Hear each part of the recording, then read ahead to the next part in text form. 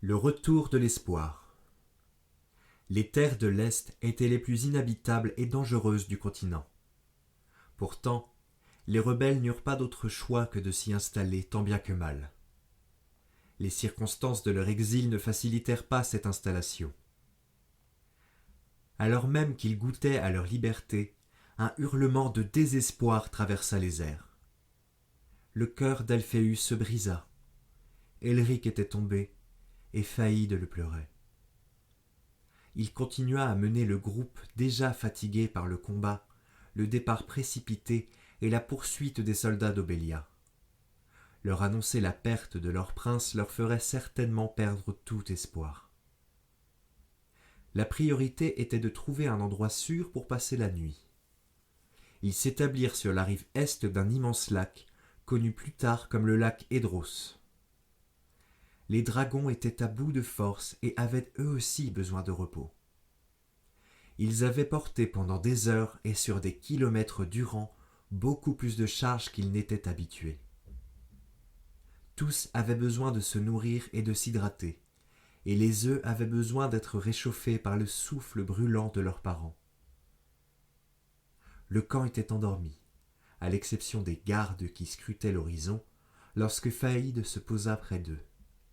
Elle était totalement abattue et légèrement blessée.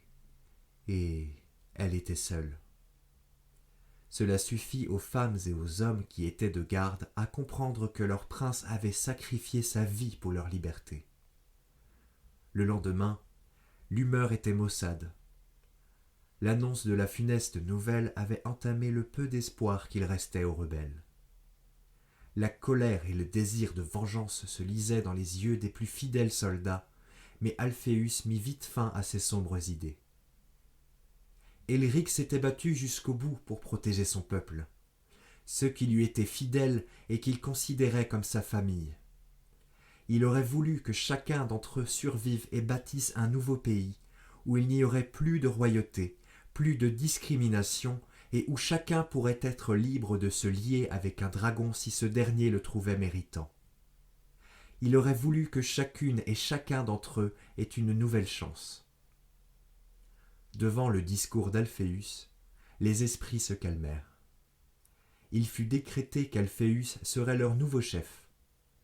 Il avait brillé toutes ces années auprès d'Elric et sa valeur n'était plus approuvée. Alphéus nomma ensuite ses subordonnés afin d'organiser la suite de leur périple. Une fois tout le monde reposé, un groupe d'éclaireurs fut envoyé plus loin vers l'est, au-delà du golfe de Praetia, dans l'espoir de trouver un endroit plus reculé pour édifier une nouvelle civilisation au milieu de ces terres hostiles. Les éclaireurs revinrent quelques jours plus tard avec l'emplacement parfait.